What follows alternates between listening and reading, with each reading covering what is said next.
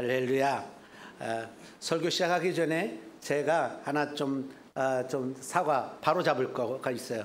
제가 우리 신랑 박석희 군과 신부 이현지 양인데 내가 기도할 때 이현지를 이유진이라고 내가 얘기를 했다는 거예요. 그래서 우리 대다수는 뭐 별 관심이 없어서 이유진을 했는지 현지를 했는지 알 수는 없지만 딸을 가진 엄마는 확실하게 들으신 것 같아요. 그래서 제가 다시 녹음을 돌려봤더니 맞아요. 이유진으로 발음을 했어요. 너무 죄송합니다. 그래서 다시 바로 잡습니다. 이유진은 이미 결혼해서 애를 낳고 애가 또 뱃속에 있어요, 하나. 그러니까 그 이유진이 아니고 이현지, 둘째 딸 이현지임을 바로 잡습니다. 정정합니다. 죄송해요. 이게 목회를 하다 보면 별일이 다 생겨. 그래서 할아버지하고 또 손녀딸하고 엮어 놓는 경우도 있고. 그러니까 죄송합니다. 어쨌든 오늘 우리 읽은 말씀 가지고 혼란스러운 세상으로 나아가며 라는 제목으로 말씀드리겠습니다. 제 마음이 혼란스러웠음을 양해해 주시기 바랍니다.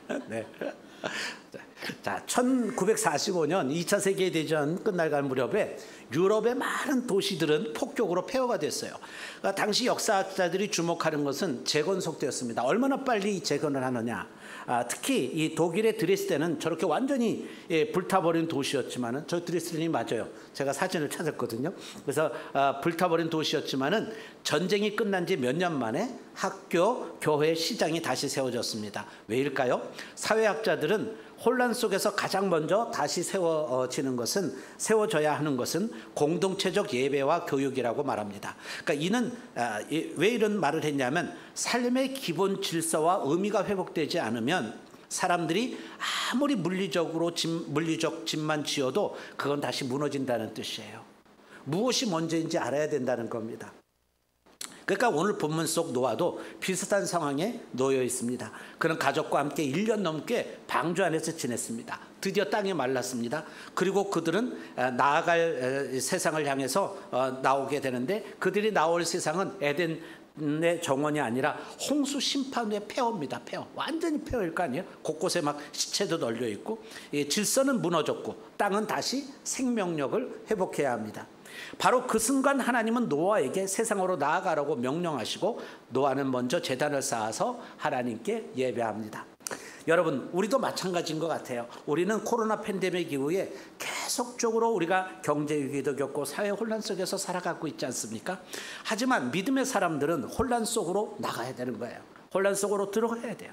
그런데 어떻게 나가야 될까요? 오늘 본문은 세 가지 방향을 제시합니다. 첫째로 하나님의 말씀을 따라 세상으로 나가라는 거예요. 하나님의 말씀을 따라. 본문은 아주 상세히 시간표를 기록합니다. 13절 보면 601년 첫째 달 곧 그 달 초하룻 날에 땅 위에서 물이 거친지라 노아가 방주 뚜껑을 제치고 본즉 지면에서 물이 거쳤더니. 노아가 창을 열어서 밖을 바라보니까 땅은 이미 말라가고 있었어요. 그러나 그는 즉시 방주 밖으로 뛰쳐나가지 않았습니다. 육지다 그러고 뛰쳐나가지 않았어요. 성경은 둘째 달 21의 날에 땅이 말랐더라 라고 덧붙이며 무려 2달 가까운 시간이 더 흘렀음을 보여줍니다. 그러면 왜 이렇게 오래 기다려야 했을까요? 그 이유는 단순합니다. 노아의 기준으로 육안으로 보이는 상황이 아니라 하나님의 말씀이었기 때문입니다. 15절을 보세요. 하나님이 노아에게 말씀하여 이르시되. 비로소 하나님이 말씀하시자 그제야 노아는 가족과 함께 움직여 방주 밖으로 나옵니다. 구약학자 빅터 해밀턴은 이 날짜 계산이 단순한 역사 기록이 아니라 하나님이 정하신 때를 강조하는 신학적 장치다라고 말합니다. 인간의 눈에는 충분히 안전해 보여서도 노아는 하나님의 말씀하시기 전까지는 한 발도 움직이지 않았다는 것이죠. 주석가 고든 웨남이라는 사람은 이 노아의 순종을 단순한 생존 기술이 아니라 하나님 말씀에 대한 철저한 의존으로 해석합니다. 또 한 가지 주목할 점은 하나님께서 너는 내 아내와 내 아들들과 내 며느리들과 함께 방주에서 나오고 라고 말씀하실 때 사람만 내보낸 것이 아니라 짐승과 새와 모든 생물까지 함께 나오게 하셨다는 사실입니다. 그리고 이어지는 명령은 땅에서 생육하고 땅에서 번성하리라였습니다. 이것은 창세기 1장에서 하나님께서 창조하실 때 주신 명령의 반복입니다. 구약학자 해밀턴은 이 장면을 재창조의 시작으로 이해합니다. 홍수 심판이 창조 세계를 무너뜨렸다면 이제 하나님은 다시 창조 명령을 주시며 세상을 새롭게 하라는 것이죠. 그러므로 우리는 여기서 다음과 같은 중요한 교훈을 얻게 됩니다. 세상으로 나아갈 때 우리의 기준은 환경이 아니라 말씀입니다. 눈에 보기에는 충분히 준비된 것처럼 보여도 하나님이 말씀하지 않으시면 기다려야 하고, 반대로 상황이 불안해 보여도 하나님이 명하시면 나아가야 합니다. 우리가 찬송만 주님 말씀하시면 내가 나아가리다 라고 찬송만 할 게 아니라 정말 우리 실제의 삶이 그래야 되는 겁니다. 이것이 믿음의 길입니다. 게다가 이 명령은 단순히 개인의 생존만을 위한 것이 아닙니다. 하나님은 방주에 있는 모든 생명을 포함해서 함께 나아가라고 하셨습니다. 함께 나가라. 그렇기에 우리의 부르심은 나 혼자 잘 되는 것이 아니라 하나님이 주신 공동체와 피조세계 전체를 품는 사명입니다. 따라서 오늘 우리도 혼란스러운 세상 속에서 새로운 삶을 시작할 때 근거는 통계나 전망이 아니라 하나님의 말씀이어야 하며, 동시에 그 말씀은 공동체와 창조 세계를 향한 책임으로 이어져야 합니다. 둘째로, 예배로 세상을 새롭게 시작해야 합니다. 20절입니다. 노아가 여호와께 제단을 쌓고 모든 정결한 짐승과 모든 정결한 새 중에서 제물을 취하여 번제로 제단에 드렸더니, 그러니까 노아가 방주에서 나와서 가장 먼저 한 일이 무슨 집을 짓거나 농사를 시작한 것이 아니었습니다. 그럼 곧장 제단을 쌓고 예배했습니다. 바로 이 대목이 매우 중요한 거예요. 노아의 첫 행동은 생존을 위한 준비가 아니라 하나님께 영광을 돌리는 예배였습니다. 구약학자 빅터 해밀턴은 노아가 제물로 사용할 정결한 짐승을 미리 방주에 더 태워두었다는 점에 주목합니다. 그는 노아는 심판에서 살아남은 후 반드시 하나님께 드릴 제사가 필요하다는 사실을 이미 알고 있었다라고 해설합니다. 즉 그의 예배는 우발적 행위가 아니라 신앙의 계획된 중심이었던 거죠. 또 다른 구약학자인 고든 웨남은 이 장면을 이스라엘의 제사 제도의 원형으로 보고 훗날 레위기의 제사 규례가 여기에 뿌리를 두고 발전했다고 설명합니다. 또한 본문은 여호와께 제단을 쌓고라고 이렇게 기록합니다. 이전까지는 인류의 제사는 개별적이었지만은 이 구절에서 제단은 새로운 인류 역사의 시작점에서 세워졌습니다. 이것은 언약 공동체의 정체성을 보여주는 신학적 사건입니다. 예배는 단순한 감사의 표현이 아니라 하나님과의 언약을 새롭게 확인하는 자리였던 것입니다. 여기서 우리는 중요한 교훈을 또 하나 얻게 됩니다. 혼란스러운 세상 속에서 가장 먼저 회복해야 될 것은 경제도 아니고 사회 제도도 아니라 예배입니다. 예배가 회복되면 이런 것들은 다 그냥 따라오는 것들이에요. 예배가 회복돼야 돼요. 노아의 가족이 무너진 세상 한가운데서 다시 출발할 수 있었던 근거는 제단에서 드려진 예배였습니다. 여러분, 삶이 무너졌을 때 무엇부터 회복해야 될 것 같아요? 물론 경제력도 회복돼야 되고 여러 가지 회복돼야 될 게 많겠지만은 가장 먼저 예배가 회복돼야 합니다. 가장 먼저 예배가 회복돼야 돼요. 예배가 회복되면 다 살아나는 겁니다. 오늘 우리도 마찬가지예요. 교회와 가정의 첫걸음은 예배의 회복이에요. 아무리 사회가 무너지고 삶이 흔들려도 예배가 살아있으면 다시 시작할 수 있습니다. 셋째로, 하나님의 약속을 붙들고 소망으로 나가야 합니다. 21절입니다. 여호와께서 그 향기를 받으시고 그 중심에 이르시되 내가 다시는 사람으로 말미암아 땅을 저주하지 아니하리니 이는 사람의 마음이 계획하는 바가 어려서부터 악함이라. 내가 전에 행한 것 같이 모든 생물을 다시 멸하지 아니하리니. 그러니까 노아의 제단 위에 드려진 제사를 하나님께서 기쁘게 받으셨습니다. 히브리어로 레아흐 니호아흐라고 말합니다. 달콤한 향기, 달콤한 향기, 이렇게 레하흐 니호아흐, 무슨 중국어 같이 보이죠? 근데 이게 히브리어입니다. 레하흐 니호아흐라고 이렇게 발음을 하는데 이건 달콤한 향기라는 뜻이에요. 이건 단순히 제물의 냄새가 아니라 하나님이 예배를 기쁘게 받아들이셨다는 언약적 표현입니다. 여러분 생각해보시면, 여러분 저가 옛날에 어렸을 때 그렇게 우리 동네 아저씨들이 복날만 되면 강아지를 두들겨 잡았어요. 그러니까 이게 강아지를 하나 이렇게 해가지고선 공터가 있어요. 공터. 동네마다 공터 있잖아요. 공터 있는데 그 공터에서 개를 잡아요.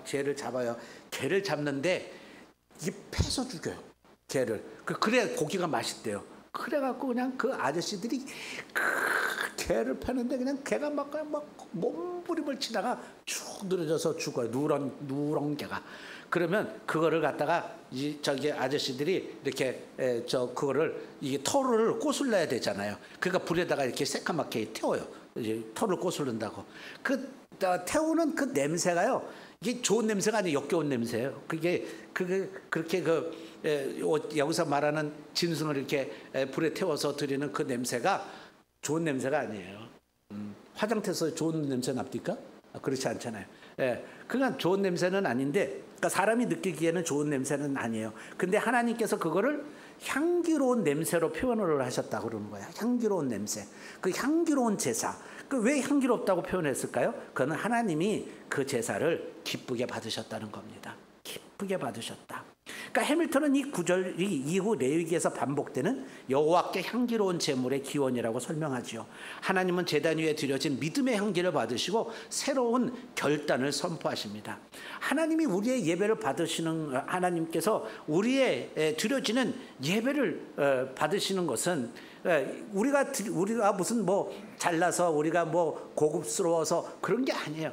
우리가 죄인임에도 불구하고 하나님께 나와서 우리의 마음을 하나님께 드리는 그것을 하나님이 향기롭게 여기신 거예요. 여기신다라고 생각을 하셔야 돼요.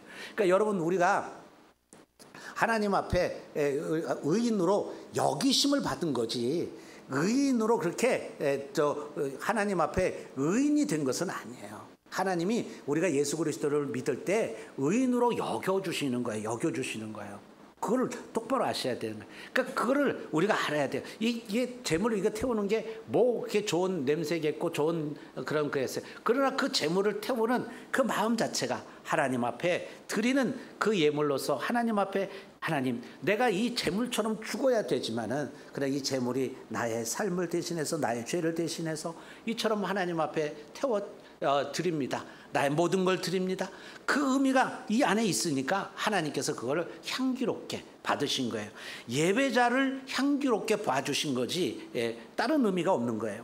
그러니까 하나님께서도 이처럼 우리가 예배할 때에도 하나님께서 이렇게 우리의 예배를 향기롭게 받으시는 거예요. 그러니까 예배를 여러분 우리가 소홀히 해서는 안 되는 거죠. 그래서 하나님의 새로운 결단을 그곳에서 선포하시는 거예요. 또 여러분, 우리가 예배하는 이 자리에 하나님이 여러분들을 모시고 또 새롭게 여러분들을 이끌어 주시는 겁니다. 한편 주석가 고든 웨남이라는 분은 이 부분을 두 가지 긴장으로 설명을 해요. 첫째, 인간은 여전히 죄인이라는 거예요. 오늘 본문도 사람의 마음이 계획하는 바가 어려서부터 악함이라 그러지 않았어요? 네, 사람의 마음이 계획하는 바가 어려서부터 악함이라. 둘째, 그럼에도 하나님은 다시는 전 지구적 심판으로 인간을 쓸어버리지 않겠다고 약속하십니다. 그래서 이 주석가 웨넴이 이것을 하나님의 자비의 결정이라고 불러요. 하나님 스스로 결정하신 거예요. 그렇게 하기로. 이처럼 하나님은 심판을 반복할 이유는 여전하지만 은혜로 창조 세계를 보존하시기로 하신 것이고 지금까지 보존하고 계시는 겁니다. 22절에 시몬과 거듭, 추위와 더위, 여름과 겨울, 낮과 밤은 창조의 질서가 다시 견고하게 세워졌음을 의미합니다. 그러니까 하나님은 자연의 순환을 보장하시고 인간의 악함에도 불구하고 세상을 유지하겠다고 약속하십니다. 이것은 단순히 기후현상의 보존을 말하는 것이 아니라 하나님의 섭리적 통치와 언약적 은혜를 선언하는 말씀이에요. 그러니까 그 이면에는 깊은 의미가 있는 거죠. 따라서 우리는 절망 가운데서도 소망을 가질 수 있는 겁니다. 세상이 흔들려도 하나님은 질서를 붙드십니다. 경제가 요동쳐도, 사회가 불안해도 하나님은 심고 거두는 사이클을 중단하지 않으십니다. 그러므로 성도는 절대 절망에 빠져서는 안 됩니다. 절망 대신에 소망으로 세상 속으로 나갈 수 있습니다. 우리의 소망은 안정된 상황에 있지 않고 세상을 붙드시는 하나님의 언약에 있기 때문이죠. 오늘 본문은 우리에게 세 가지를 가르칩니다. 첫째, 말씀을 따라 세상으로 나아가라. 하나님의 때와 명령을 따라 움직일 때 새로운 시작이 가능하다는 겁니다. 둘째, 예배로 세상을 새롭게 하라. 노아가 제단을 쌓은 것처럼 우리의 첫걸음은 예배의 회복입니다. 셋째, 약속을 붙들고 소망으로 나아가라. 하나님은 창조 질서를 붙드시며 우리의 삶을 지탱하십니다. 홍수 심판 후의 세상은 여전히 혼란스러웠습니다. 그러나 노아는 말씀을 따라 나갔고 예배로 시작했으며 하나님의 약속을 붙들고 살았습니다. 우리도 마찬가지입니다. 오늘 우리는 혼란스러운 세상 속에서 어디에 희망을 두고 있습니까? 하나님을 기억하며 예배를 회복하며 약속을 붙들고 소망으로 나아가는 우리 성도 여러분 다 되시기를 주님의 이름으로 축원합니다. 기도하시겠습니다.